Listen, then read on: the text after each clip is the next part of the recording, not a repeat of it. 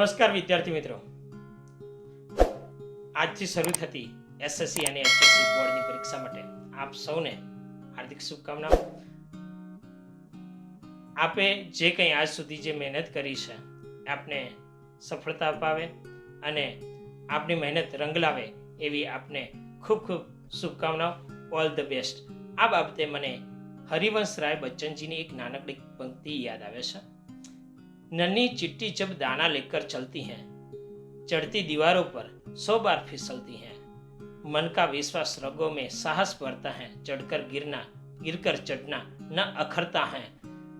आखिर उनकी मेहनत बेकार नहीं होती, कोशिश करने वालों की कभी हार नहीं होती।